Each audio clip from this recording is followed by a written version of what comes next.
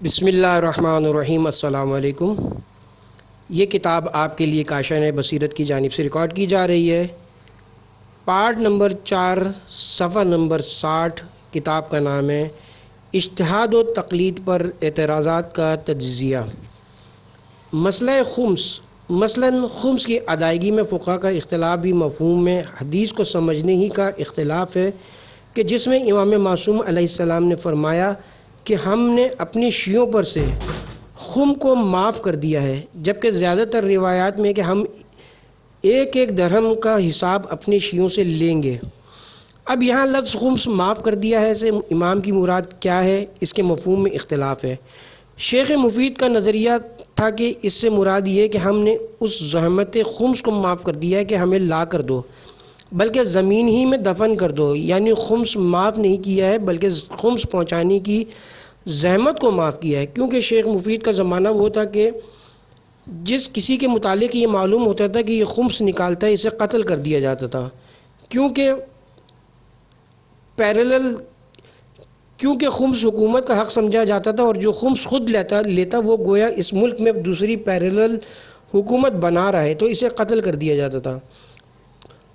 تو اب یہاں خمس کو معاف کر دیا ہے سے مراد یہ کہ تمہاری آسانی کے لیے تمہاری جانیں بچ جائیں، ہم نے تم پر لا کر دینے کی زحمت معاف کر دی ہے، بلکہ زمینی میں اس کو دفن کر دو۔ اور بعض کے نزدیک اس کے بھی دلائل ہیں کہ جب امام ظہور کریں گے تو زمین اپنے سارے خزانے اگل دے گی، تو وہ خمس بھی امام تک پہنچ جائے گا۔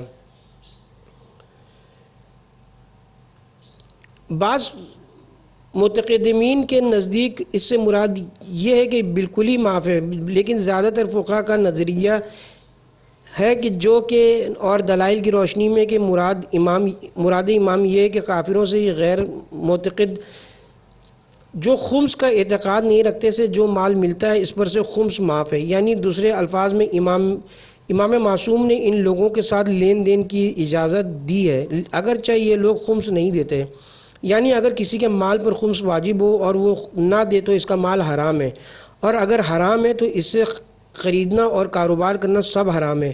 دوسرے الفاظ میں امام نے ان سے کاروبار معاملہ کرنے کی اجازت دی ہے، ورنہ اگر ان سے خرید و فروخت یا کاروبار نہ کیا جائے تو ایک زحمت و مشکل میں مومنین گرفتار ہو جائیں۔ مسئلہ وضو یا وہ روایت جس کا مفہوم یہ کہ ایک شخص خدمت امام میں آیا اور کہا مولا میرے پاؤں پر پٹی بندھی ہے، میں مسح کس طرح کروں؟ امام نے فرمایا تم پر معاف ہے۔ اب یہاں معاف ہے سے کیا مراد ہے؟ اس کے مفہوم کو سمجھنے میں فقہا میں اختلاف ہو گیا۔ بعض نے کہا کہ اگر پاؤں پر پٹی بندھی ہو تو پھر وضو ہی معاف ہے، یعنی تیمم سے نماز پڑھنا ہے، اور بعض کے نزدیک معاف ہے سے مراد یہ کہ پٹی اتار کر پاؤں پر مسح معاف ہے، یعنی پٹی ہی کے اوپر مسح کر لو۔ دوسرے الفاظ میں وضوء جبیرہ کا موقع ہے، یا وہ حدیث رسول کے علی کی محبت گناہوں کو اس طرح کھا جاتی ہے جس طرح آگ سوکھی لکڑی کو کھا جاتی ہے۔ ظاہری الفاظ حدیث سے بعض نے اس کا یہی مطلب لیا ہے کہ اگر علی کا محب گناہ کر بھی لے تو علی کی محبت اس کو ختم کر دے گی، لیکن بعض نے یہ مطلب لیا کہ اگر علی کی محبت دل میں آ جائے تو پھر مومن گناہ کرے گا ہی نہیں، گناہ ہی ختم ہو جائیں گے، گناہ کا خیال بھی دل میں نہ آئے گا۔ یا مثلاً وہ حدیث جنت ماں کے قدموں تلے ہے، بعض علماء نے اس سے یہ مراد لی کہ اس میں خطاب اولاد سے ہے کہ تم ماں کی خدمت اور اس کے دل کو خوش کر کے جنت کو حاصل کر سکتے ہو، اور بعض علماء کے نزدیک اس میں خطاب ماں کو ہے کہ اے ماں یہ تجھ پر منحصر ہے کہ اچھی تربیت کر کے اپنی اولاد کو جنتی بنا دے، یعنی تیری اولاد کی جنت تجھ پر اور تیری تربیت پر منحصر ہے۔ ان تمام مثالوں سے یہ بات واضح ہو جاتی ہے کہ بعض اوقات مفہوم روایت سمجھنے میں اختلاف ہو جایا کرتا ہے، اور جو عین قرین عقل بھی ہے۔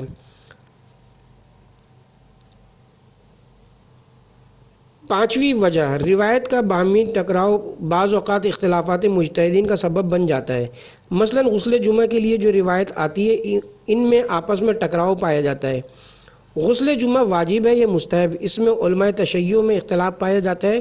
کچھ پرانے علماء مثلاً محمد ابن یعقوب کلینی، شیخ صدوق اور شیخ بہائی کے نزدیک غسل جمعہ واجب تھا، لیکن موجودہ زمانے کے اکثر مجتہدین غسل جمعہ کو مستحب مانتے ہیں۔ یہ اختلاف کیوں ہوا؟ احادیث ملاحظہ ہوں۔ ایک حدیث جو فروع کافی میں زرارہ ابن عین نے پانچویں امام محمد باقر علیہ السلام سے روایت کی ہے، بے شک غسل جمعہ واجب ہے۔ دوسری حدیث میں فرمان معصوم ہے کہ اگر کوئی شخص غسل جمعہ نہ کر سکا تو اس پر غسل جمعہ رہے گا اور ہفتے تک قضا کر سکتا ہے۔ تیسری حدیث ہے کہ اگر غسل جمعہ کے لیے پانی نہ ہو تو پانی خرید کر لاؤ۔ ان تمام احادیث سے تو بظاہر یہ لگتا ہے کہ جو غسل جمعہ واجب ہے۔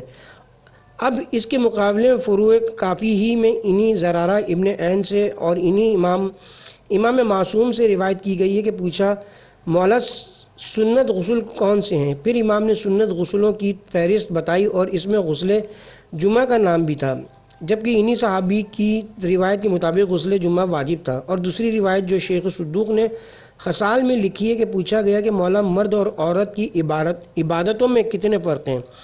امام نے کئی فرق بتائے، اس میں ایک یہ بھی تھا کہ مرد کے لیے غسل جمعہ مستحب ہے۔ تقیہ کا مسئلہ، یا مثلا تقیہ کے متعلق مجتہدین میں اختلاف ہے کہ تقیہ رخصت ہے یا عزیمت ہے۔ مطلب سمجھانے کے لیے کہہ سکتے کہ عزیمت ایسی سہولت جس کا لینا واجب ہے، رخصت ایسی سہولت جس کو چھوڑ بھی سکتے ہیں۔ وہ علماء جو جان کے تقیہ کو عزیمت کہتے ہیں وہ ایسی روایت کو لے کر آتے ہیں جن سے یہ معلوم ہوتا ہے کہ تقیہ کرنا واجب ہے جبکہ تقیہ کا موقع ہو۔ مثلا حدیث جس کے پاس تقیہ نہیں اس کا کوئی دین نہیں، اور وہ علماء جو تقیہ رخصت قرار دیتے ہیں وہ یہ حدیث لے کر آتے ہیں کہ جس میں مسلمانوں کو کافروں نے پکڑ لیا اور کہا کہ ہمارے عقیدے کا اقرار کر لو۔ ایک نے انکار کر دیا تو کافروں نے اس کو قتل کر دیا، دوسرے نے یہ حالت دیکھی تو خلاف عقیدہ باتوں کا اقرار کر لیا۔ اب وہ خدمت رسول میں آئے اور پیغمبر اسلام کو تمام حالات بتائے تو رسول خدا نے فرمایا کہ پہلے نے تو جنت میں جانے میں جلدی کی اور تو نے بھی جنت کو بچا لیا۔ یعنی رسول اسلام نے دونوں کو شاباش دی اور اگر تقیہ عزیمت ہوتا اور کرنا واجب ہوتا تو پہلے صحابی کا عمل غلط ہو جاتا۔ اب اس روایت سے تو یہ ظاہر ہوتا ہے کہ تقیہ رخصت ہے، اور یہ بھی ہو سکتا ہے کہ دو مجتہدین تقیہ کے بارے میں ایک ہی فتویٰ دیں لیکن مقام استعمال میں دونوں کا نظریہ الگ ہو سکتا ہے۔ روایت ہے کہ ٹکراؤ کی صورت میں مجتہدین کا عمومی طریقہ، اگر دو برابر قوت کی روایتیں باہم ٹکرا رہی ہوں وہیں سے مجتہد کا اصل امتحان شروع ہوتا ہے، اور وہ یہ ہے جمع بین الروایتین جسے مجتہد نور اجتہاد سے حل کرتا ہے، اور جس میں اصول فقہ کے بعض قوانین سے بھی مدد لی جاتی ہے۔ مطلق اور مشروط کا ٹکراؤ، مثلا اصول فقہ کا مسئلہ ہے کہ اگر ایک روایت مطلق ہو بغیر کسی شرط یا قید کے اور دوسری روایت مقید ہو جس میں کوئی قید یا شرط لگائی گئی ہو تو اس مطلق روایت کو ہم مقید کر لیں گے۔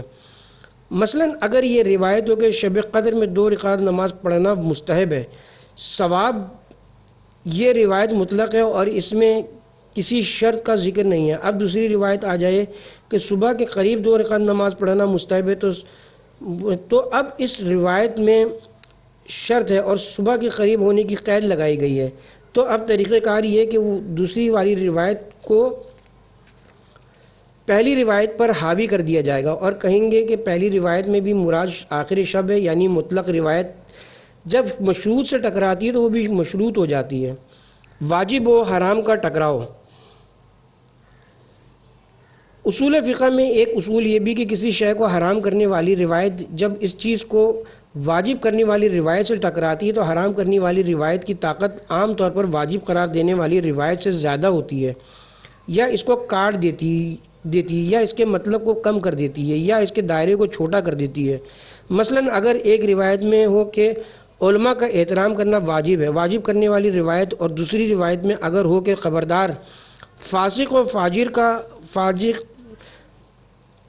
و فاجر عالم کا احترام نہ کرنا، حرام کرنے والی روایت، تو اب یہاں حرام کرنے والی روایت واجب کرنے والی روایت کو چھوٹا کر دے گی اور اس کا جمع اس طرح ممکن ہوگا کہ تمام علماء کا احترام واجب ہے سوائے دین فروش اور فاسق و فاجر علماء کے۔ 2 برابر کی روایات میں ٹکراؤ، یا جیسے مثلا نماز جمعہ کے مسئلے میں دو برابر قوت کی روایتیں آپس میں ٹکرا رہی ہیں. ایک روایت کے مطابق جمعے کے دن نماز جمعہ پڑھنی واجب ہے، دوسری روایت کے مطابق جمعے کے دن نماز ظہر پڑھنا واجب ہے. تیسری روایت کے مطابق ہفتے کی کل نمازیں 35 ہیں، جو یہ بتا رہی ہیں کہ جمعے کے دن بھی 5 ہی نمازیں واجب ہیں، 6 نہیں ہیں. لیکن کیونکہ اگر نماز جمعہ واجب ہوتی تو ہفتے کی نمازیں 36 ہو جاتی. اب دونوں روایت جو برابر قوت کی ہیں آپس میں ٹکرا رہی ہیں. اب یہاں نہ ایک روایت مطلق ہے نہ دوسری مقید، ورنہ مقید کو مطلق پر حاوی کر دیتے، اور نہ یہاں واجب و حرام والی روایت ہے، ورنہ حرام قرار دینے والی روایت کو واجب قرار دینے والی روایت پر حاوی کر کے اس میں استثناء ڈال دیتے. تو اب یہاں اصول فقہ کا دوسرا اصول استعمال کیا گیا ہے. جب دو روایتیں آپس میں ٹکرائیں، مثلا نماز جمعہ اور ظہر، تو اب اس میں ہمارے مجتہدین کے دو گروہ ہیں. ایک گروہ یہ کہتا ہے کہ جب دو ایسی روایتیں ٹکرائیں کہ جب دونوں سے بچنے کا راستہ نہ ہو، نہ ان کو ملا سکتے ہوں، نہ جوڑ سکتے ہوں، نہ جمع کر سکتے ہیں، تو اس صورت میں احتیاط واجب یہ ہے کہ دونوں پر عمل کیا جائے. یہ مسئلہ زیادہ تر پرانے فقہا کا تھا. اب ان کے نزدیک نماز جمعہ بھی پڑھنا پڑے گی اور نماز ظہر بھی. دوسرا گروہ مجتہدین یہ کہتا ہے کہ جب وہ روایتیں ایسی ہوں کہ نہ تو ان میں مطلق و مقید ہو اور نہ واجب و حرام والا مسئلہ، تو پھر یہ دونوں روایتیں واجب تخیری بتاتی ہیں. یعنی معصوم نے یہ اختیار دیا ہے کہ دونوں میں سے کسی کو بھی ادا کر دو. یعنی مثلا نماز جمعہ و ظہر واجب تخیری ہے، کوئی سی بھی پڑھ لو. چھٹی وجہ روایت بالمعنی کی وجہ سے، یعنی صحابہ کرام اور تابعین کے ابتدائی دور میں روایت باللفظ کا اتنا اہتمام نہیں تھا، بلکہ اکثر مقامات پر رسول اللہ صلی اللہ علیہ وسلم کے ارشاد کو اپنے الفاظ میں نقل کر دیا جاتا تھا. چونکہ روایت باللفظ مشکل تھی، اس لیے روایت بالمعنی بھی نقل کر دی جاتی تھیں، اور اسی وجہ سے بزرگ و محتاط صحابہ حضور کی نسبت کم فرماتے تھے، اور روایت کے بالمعنی ہونے کی وجہ سے اختلاف ناگزیر تھا، کیونکہ تعبیرات مختلفہ سے روایت میں اختلاف ہو ہی جاتا ہے. ساتویں وجہ کثرت وسائط کہ احادیث کی روایت میں جس قدر واسطے بڑھتے گئے، سابقہ سب وجوہات کی بنا پر ان میں اتنا ہی اختلاف پیدا ہوتا گیا. یہ وجہ ظاہر ہے کہ ہر شخص اس کا تجربہ کر سکتا ہے. ہر شخص سمجھتا ہے کہ کسی قاصد کے ہاتھ آپ ایک بات کہلا کر بھیجتے ہیں، لیکن اس بات کو پہنچانے میں اگرچہ چند واسطے ہو جائیں تو اس میں اختلاف لازمی اور بدیہی ہے. یہی وجہ ہے کہ فقہا نے روایت کو ترجیح دینے کی وجوہات میں علو سند، یعنی واسطوں کے کم ہونے کو ایک بڑی وجہ قرار دی ہے، کیونکہ عقلاً نقلاً تجربتاً و مشاہدتاً کثرت وسائط اختلاف کا سبب ہوا کرتے ہیں. آٹھویں وجہ احادیث کے راویوں کا سہو و نسان، کیونکہ سہو و نسان لوازم بشر میں سے ہیں اور سبھی کے ساتھ لگے ہوئے ہیں، اس لیے نقل روایت میں سہو کا ہونا ممکن ہے. بہت سی ایسی مثالیں ہیں جہاں روایت کو نقل کرنے والوں سے باوجود ان کے معتبر اور سچے ہونے کی غلطی کا صدور ہوا ہے. اسی وجہ سے علماء نے خبر واحد پر عمل کرنے کے لیے بہت سے اصول مقرر کیے ہیں کہ ان پر روایات کو پرکھ لیا جائے. اگر قواعد کے مطابق ہو تو عمل کیا جائے، ورنہ نہیں. اور اسی وجہ سے ائمہ سے منقول احادیث کی وجہ سے فقہا ہمیشہ اس حدیث کو ترجیح دیتے ہیں جو مضمون قرآن کے مطابق ہو، اگرچہ دوسری طرف کے روایت کرنے والے زیادہ ثقہ یا تعداد میں زیادہ ہی کیوں نہ ہوں. نویں وجہ کتب احادیث کا ضائع ہو جانا. ہمارے زمانے میں کتب احادیث کی 4 بڑی کتابیں ہیں. نمبر 1 اصول کافی، نمبر 2 تہذیب الاحکام عین المسائل الحلال والحرام، نمبر 3 استبصار فی مختلف من الاخبار، نمبر 4 کتاب الفقیہ لمن لا یحضر والفقیہ. لیکن شیخ صدوق کے دور میں احادیث کی 5 بڑی کتابیں تھیں، اور پانچویں تھی مدینۃ العلم جو 12 جلدوں کی تھی اور علم حدیث کی سب سے بڑی کتاب تھی. وہ غائب ہو گئی۔ اس زمانے کے علماء کے سامنے مدینۃ العلم کی احادیث تھیں جس کی بنیاد پر انہوں نے فتوے دیے تھے، لیکن آج کے دور کے مجتہدین کے پاس وہ احادیث نہیں پہنچیں۔ ان کے فتوے کچھ اور ہو گئے، یا امام صادق علیہ السلام نے 400 اصولوں پر مشتمل کتب لکھوائیں جنہیں اصول اربعہ کہا جاتا ہے۔ ان میں سے اب سب کی سب ہمارے پاس نہیں، لہذا جن تک احادیث پہنچی ان کے فتاوے کچھ اور ہو گئے، اور جن تک نہیں پہنچی ان کے کچھ اور۔ 10ویں وجہ ضعف روایات۔ واسطوں کی کثرت کی وجہ سے بعض راوی غیر معتبر اور ضعیف بھی آ گئے، اور یہ بھی کہ بعض راوی حافظے کی خرابی یا کسی عارضے کی وجہ سے کچھ کا کچھ نقل کر دیتے تھے، جن کی وجہ سے روایات میں گڑبڑ ہونے لگی اور غلط روایت بھی نقل کی جانے لگی۔ اسی وجہ سے فقہا نے حدیث پر عمل کرنے کے لیے ضروری قرار دیا ہے کہ راوی کے حالات سے مکمل واقفیت ہو اور علم رجال میں مکمل بصیرت رکھی جائے۔ اقسام حدیث۔ یہاں بہتر ہوگا کہ ہم راویوں کے اعتبار سے چند اقسام احادیث کا تذکرہ کر دیں۔ نمبر 1، حدیث متواتر، وہ روایت جس کو اتنے لوگوں نے بیان کیا ہو کہ بیک وقت اتنے افراد کا جھوٹی بات پر جمع ہونا ناممکن ہو۔ مثلا حدیث غدیر، من کنت مولاہ فہذا علی مولا، ایسی روایات حدیث متواتر کہلاتی ہیں۔ نمبر 2، حدیث صحیح، جس کے سب کے سب راوی شیعہ اور عادل ہوں۔ مثلا حدیث ذہب، جو 8ویں امام نے نیشا پور میں ارشاد فرمائی تھی کہ لا الہ الا اللہ میرا قلعہ ہے، جو اس قلعے میں داخل ہو گیا اس نے عذاب خدا سے امان پائی۔ نمبر 3، حدیث حسن، وہ حدیث جس کے سب راوی شیعہ ہوں لیکن عادل نہ ہوں مگر ممدوح ہوں، یعنی ان کی تعریف کی گئی ہو مگر اتنی نہیں کہ وہ عادل بن جائیں۔ نمبر 4، حدیث قوی، جس روایت کے سب راوی شیعہ ہوں لیکن ان کی مدح نہ آئی ہو، نہ قدح، یعنی نہ ان کی برائی آئی ہو نہ اچھائی آئی ہو۔ نمبر 5، حدیث موثق، جس روایت کے راویوں میں کوئی ایک غیر شیعہ ہو مگر اپنے مذہب کا عادل ہو اور جھوٹ کو حرام سمجھتا ہو۔ یہ روایات سب سے زیادہ تعداد میں ہیں۔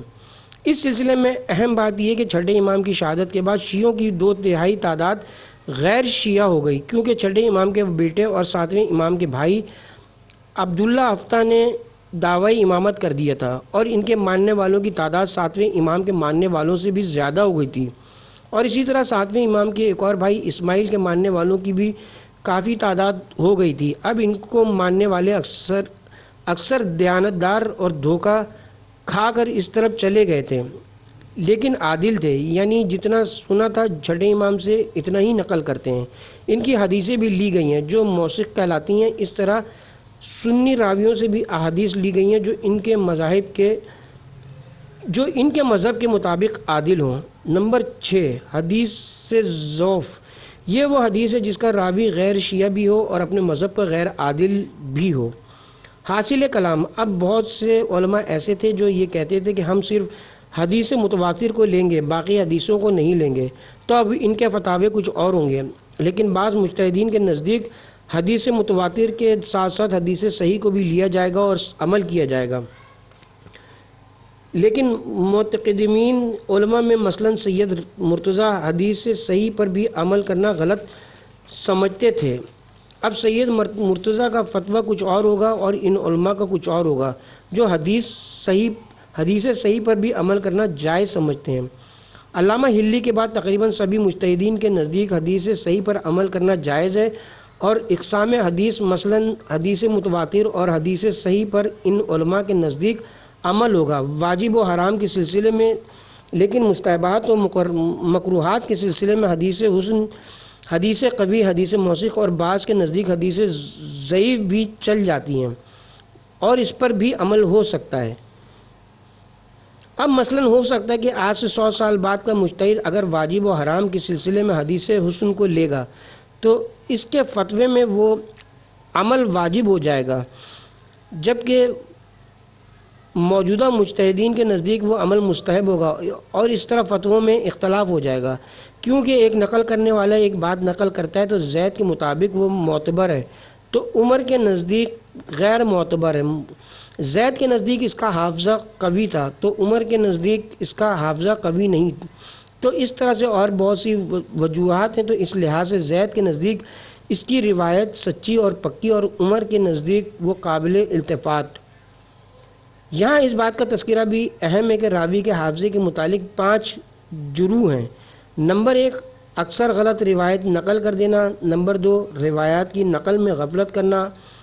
نمبر 3، کسی قسم کا وہم کرنا۔ نمبر 4، معتبر راویوں کی مخالفت کر دینا۔ نمبر 5، حافظے میں کسی قسم کی خرابی ہونا۔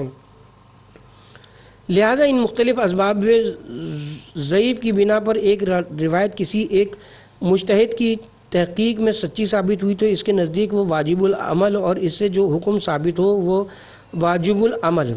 دوسرے مجتہد کے نزدیک وہ روایت معیار حدیث میں معیار صداقت میں درجہ کمال کو نہیں پہنچی، اس وجہ سے اس کے نزدیک اس سے حکم شرعی کا ثبوت دشوار، اور حقیقتاً اس اختلاف کی عقل بھی تصدیق کرتی کہ جب روایت و احادیث کی صحت و سقم کا دار و مدار اور روایت کے احوال پر ہے، اور روایت کے احوال میں اختلاف تحقیق یقینی ہے، تو روایت و احادیث پر عمل میں اختلاف بھی یقینی ہے۔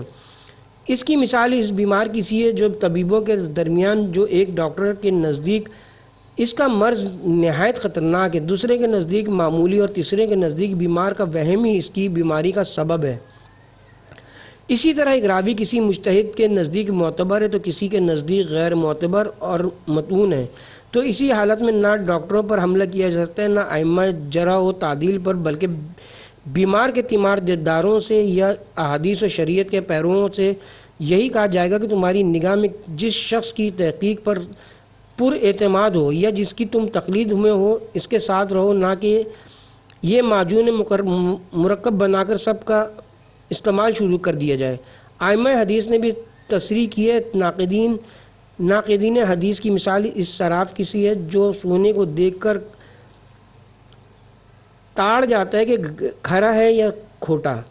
11ویں وجہ، جھوٹی روایت کا بنایا جانا۔ زمانہ رسول کے بعد بھی ایک دور ایسا آیا جس میں لوگوں نے عملاً جھوٹ بولنا شروع کر دیا۔ ان جھوٹے لوگوں میں بہت سے ایسے تھے جو اپنے اخراج کی وجہ سے حدیثیں گڑھ دیتے تھے، ایسی حالت میں جس قدر اختلاف بھی روایت میں واقع ہو کم ہے۔ علماء ایک شخص کا واقعہ بھی نقل کرتے ہیں جو ایک زمانے میں خوارج کا سردار تھا، پھر اس کو توبہ کی توفیق نصیب ہوئی تو اس وقت اس نے نصیحت کی کہ حدیث حاصل کرتے وقت اس کے روایت کی تحقیق کر لیا کرو۔ ہم لوگ جب کسی بات کو پھیلانا چاہتے تھے اس کو حدیث بنا لیا کرتے تھے۔ اسی طرح زناقہ 14,000 احادیثیں گڑھی ہیں، جن میں سے ایک شخص عبد الکریم ابن ابی اوجا ہے جس کو خلیفہ مہدی کے زمانے میں سولی پر چڑھایا گیا۔ جس وقت اس کو سولی دی جا رہی تھی اس نے کہا میں نے 4,000 حدیثیں گڑھی ہیں جن میں حلال اشیاء کو حرام بنایا اور حرام کو حلال بنایا، اور بعض لوگ محض کسی امیر یا بادشاہ کو خوش کرنے کے لیے حدیثیں گڑھ لیا کرتے تھے۔ مثلاً معاویہ کے دور میں اس شخص کو انعام و اکرام سے نوازا جاتا تھا جو من پسند اشخاص کی مدح میں حدیثیں بنا کر لائے۔ اسی وجہ سے علماء حدیث کو موضوع جھوٹی روایات کی رد میں بھی کتابیں تصنیف کرنا پڑیں، اور کیونکہ کچھ روایت کے ساتھ ان وضعی روایات کا اختلاف بھی کیا گیا لہذا اختلافات روایت کا ہونا اظہر من شمس ہے۔ 12ویں وجہ، ائمہ اطہار کے زمانے میں بعض احکام کا موضوع ان احکام کی نوعیت اور ان کی خصوصیات واضح تھیں، لیکن بعد کے زمانے میں چونکہ وہ اصل موضوع باقی نہ رہا اس لیے اختلاف رائے پیدا ہوا۔ مثلاً احکام نماز سے متعلق روایت میں آئے کہ اگر حالت نماز میں بدن یا لباس پر 1 درہم سے کم انسانی خون کا دھبا ہو تو کوئی حرج نہیں۔ اس روایت کا جس زمانے سے تعلق ہے اس زمانے میں تمام لوگ درہم کے بارے میں جانتے تھے کہ کتنا ہوتا ہے، لیکن بعد کے زمانوں میں درہم کی وضاحت کے بارے میں ناواقفیت کی بنا پر مختلف اقوال سامنے آئے۔ نمبر 1، درہم ہتھیلی کے گڑھے کے برابر ہوتا ہے۔ نمبر 2، درہم انگوٹھے کے پور کے برابر ہوتا ہے۔ نمبر 3، درہم درمیانی انگلی کی پہلی پور کے برابر ہوتا ہے۔ نمبر 4 درہم انگشت شہادت کی پہلی پور کے برابر ہوتا ہے۔ 13ویں وجہ تقیہ کی وجہ سے ائمہ کی کئی روایات تقیہ کی حالت میں کہی گئی ہیں، تو ان روایات سے متعارض ہوتی ہیں جو اس وقت ارشاد فرمائی گئی تھی کہ جب حالت تقیہ نہیں تھی، تو اب بہت سے مجتہدین کے نزدیک ایک روایت تقیہ کی حالت میں کہی گئی ثابت ہو جاتی ہے، ان کا فتویٰ کچھ اور ہو جاتا ہے، اور بعض کے نزدیک وہ موارد تقیہ میں سے نہیں ہوتی، ان کا فتویٰ کچھ اور ہو جاتا ہے۔ 14ویں وجہ روایت کا سیاق و سباق معلوم نہ ہونا۔ ائمہ کی بہت سی روایت کا ایک سیاق و سباق اور بیک گراؤنڈ تھا جس کے تناظر میں وہ کہی گئی تھیں۔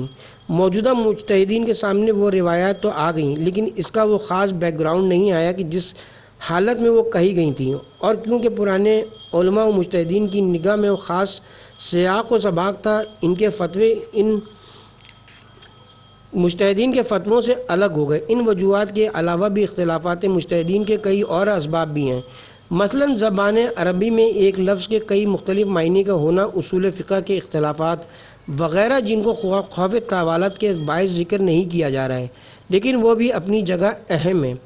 ایک قابل غور نقطہ در حقیقت یہ اختلاف مجتہدین جو بظاہر افتراق معلوم ہوتا ہے حقیقتاً افتراق نہیں، اور جس درجے میں ہے اس میں رہنا ایک لازمی امر ہے، جس کا عدم بھی امت کے لیے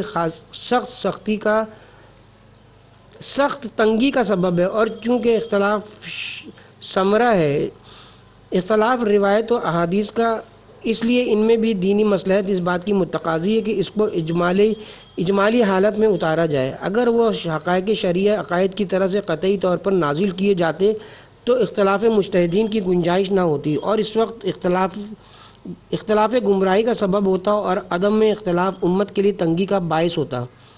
لیکن اس کا یہ مطلب بھی نہیں کہ ہر شخص اپنی اپنی سمجھ کے مطابق و موافق نصوص سے استنباط اور اخذ کرے، خواہ اس کی قابلیت رکھتا ہو یا نہیں۔ یہ سخت گمراہی کا سبب ہے، اور یہ اختلاف ممدوح نہیں بلکہ ممدوح اختلاف وہ ہے جو شرعی قواعد و اصول کے ماتحت ہو۔ ایک سوال جو اس بحث سے لازمی پیدا ہوتا ہے وہ یہ کہ فتوے کے لیے مجتہدین ایک شورا یا کمیٹی کیوں نہیں تشکیل دیتے، اور ایک میز پر تبادلہ خیال کر کے اختلافات رائے کو حل کیوں نہیں کر لیتے۔ سب سے پہلے تو یہ بات مان لینی چاہیے کہ مجتہدین فتویٰ جاری کرنے سے پہلے تمام ضروری تحقیق، مطالعہ اور مشورہ اچھی طرح کر لیتے ہیں، اور اس کے بعد فتویٰ صادر کرتے ہیں، اور وہ جب کسی مسئلے کے بارے میں فتویٰ دیتے ہیں تو اس مسئلے سے متعلق تمام کتابوں اور دوسرے فقہا کی آراء کا گہری نظر سے مطالعہ کرتے ہیں، اور اپنے درس کی مجالس میں تمام مختلف نظریات کو پیش کر کے مسئلے کے تمام پہلوؤں پر سیر حاصل بحث کرتے ہیں، اور اس کے بعد کسی ایک نظریے کو ترجیح دیتے ہیں۔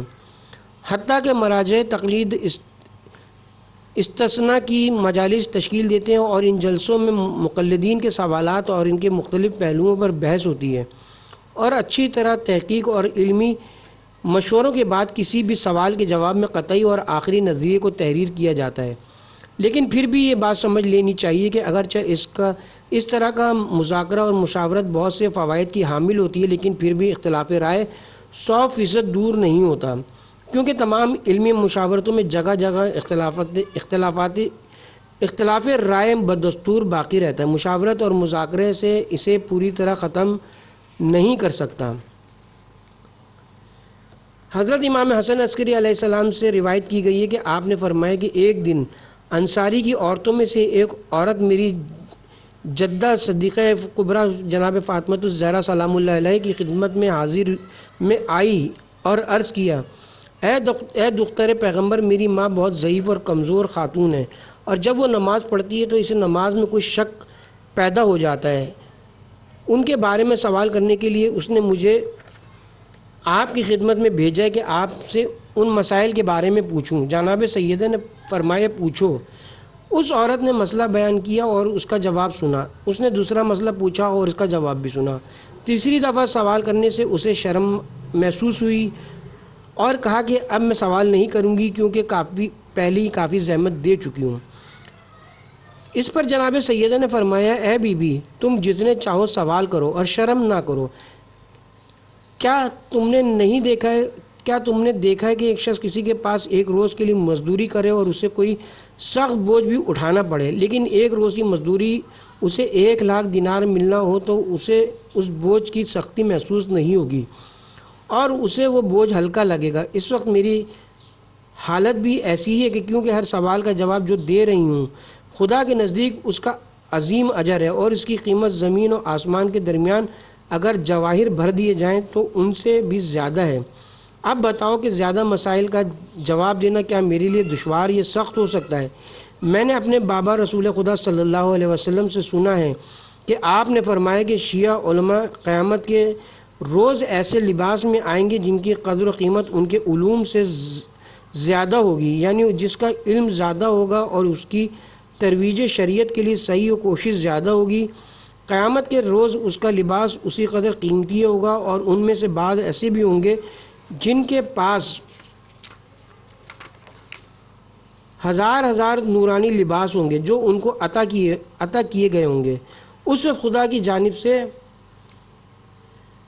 منادی ندا دے گا کہ اے آل محمد کے یتامہ، اے آل محمد کے یتیم سے مراد وہ شخص ہے جو آل محمد کو مانتا ہو لیکن جہل کی وجہ سے اپنے امام سے دور ہو اور احکام دین و شریعت سے بے بہرہ ہو۔